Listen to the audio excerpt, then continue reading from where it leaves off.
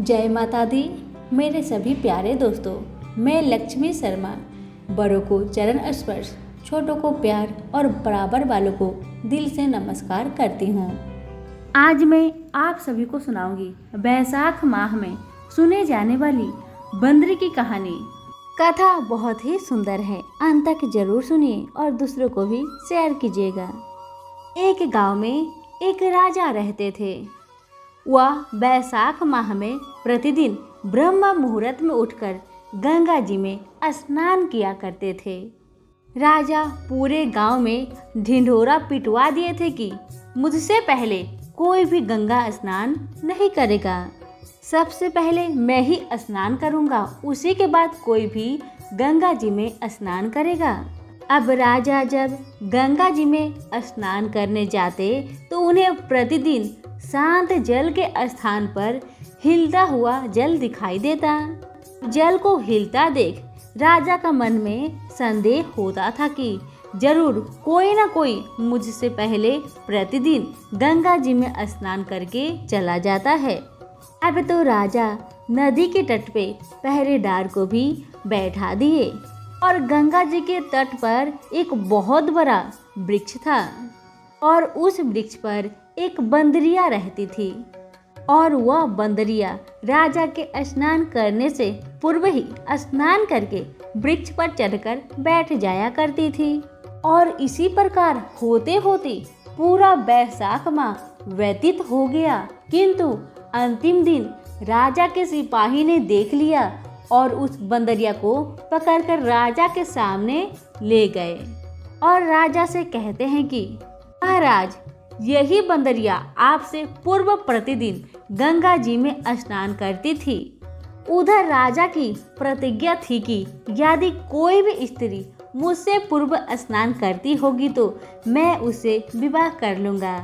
और इसी कारण से राजा को इस बंदरिया से विवाह करना पड़ा। बैसाख स्नान के पुण्य से बंदरी का गर्भ ठहर गया।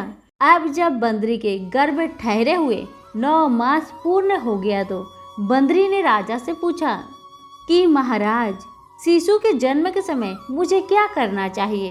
तब राजा ने महल में एक घंटी लगवा दी। जब तुम्हें दर्द हो तब तुम इस घंटी को बजा देना, मैं संपूर्ण प्रबंध कर दूंगा।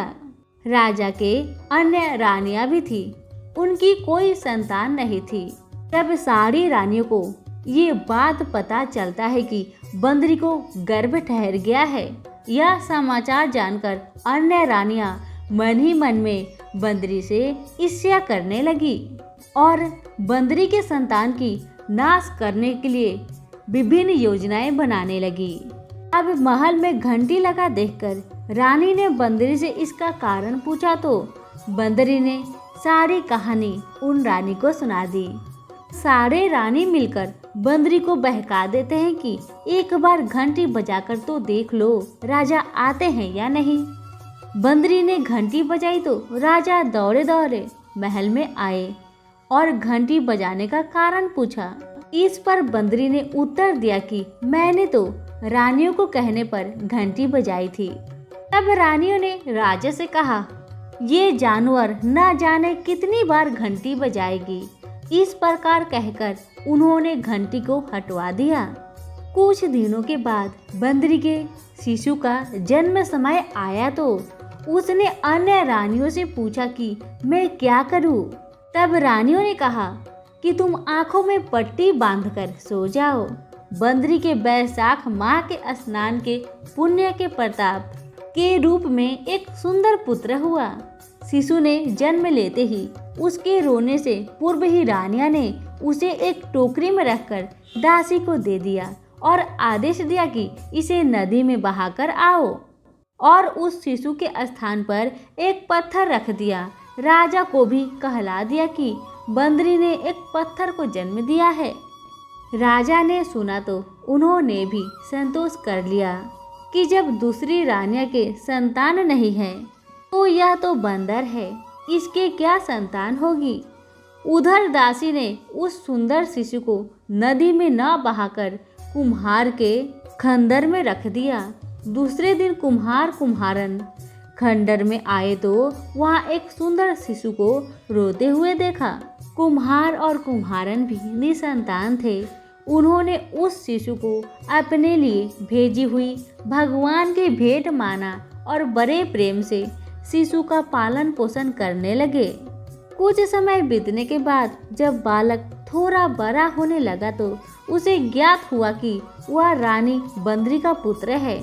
इसको रानियों ने मरवाना चाहा था।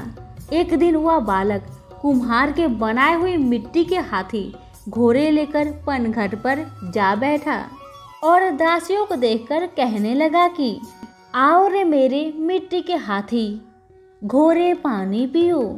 जब दासियों ने यह बात सुनी तो वह हंसने लगी और बोली, अरे मूर्ख, कभी मिट्टी के हाथी घोड़े भी पानी पीते हैं क्या? दासियों की बातें सुन बालक ने कहा, क्या कभी बंदरिया के गर्भ से पत्थर जन्म ले सकता है क्या? उस बालक की यह बातें सुनकर दासियों ने जाकर महल में कही। जब रानियों ने दूसरे दिन विष मिलाकर लड्डू भेज दिए। ईश्वर की कृपा से लड्डू गोंद और बादाम के हो गए। उन लड्डू को खाने से उस लड़की की मृत्यु नहीं हुई। यह समाचार दासी ने राजा को कहा और रानी ने राजा से कहकर कुम्हार को देश निकाला दिलवा दिया। कुम्हार वन में रहने लगा।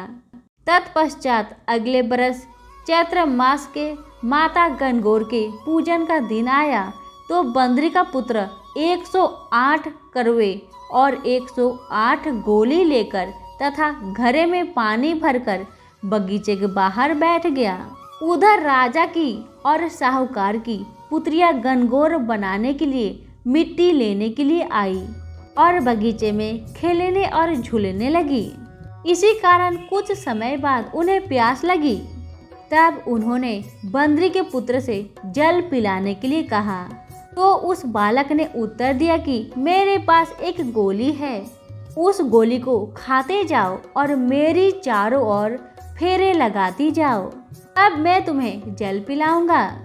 इस पर पहले तो कन्याओं ने मना किया, किंतु प्यास जोर से लगने के कारण मान गई। इस प्रकार गोली खाने और उस युवक के साथ फेरे लेने से वह गर्भवती हो गई। बाद में जब उनके माता पिता को यह ज्ञात हुआ तो वह सभी कुम्हार के पास आए और संपूर्ण वृत्तांत सुनाया तथा कहा कि तेरे पुत्र ने हमारी कन्याओं से विवाह किया है, अब तुम्हें इन्हें अपने पास रखना होगा। तब कुम्हार ने निर्धन होने के कारण असमर्था व्यक्त की।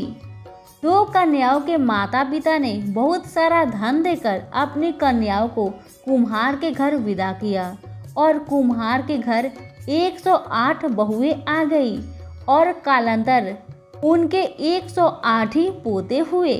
कुम्हार ने समस्त नगरी को भोजन हेतु निमंत्रण दिया और राजा को भी बुलवा दिया। राजा के यहाँ से रानी बंदरी के अतिरिक्त सब भोजन हेतु पधारे।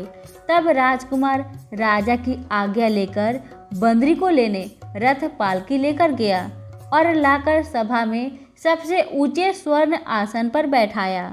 राजकुमार ने अपनी सभी पत्नियों को समझा दिया था कि बंदरी मुझे जन्म देने वाली माता है। एक एक बहुरानी बंदरी के चरण स्पर्श करती गई और एक एक सोने का सिक्का और पोते को गोद में देती गई। जब राजा और अन्य रानियां ने यह सब देखा तो कुम्हार के पुत्र से इसका कारण पूछा।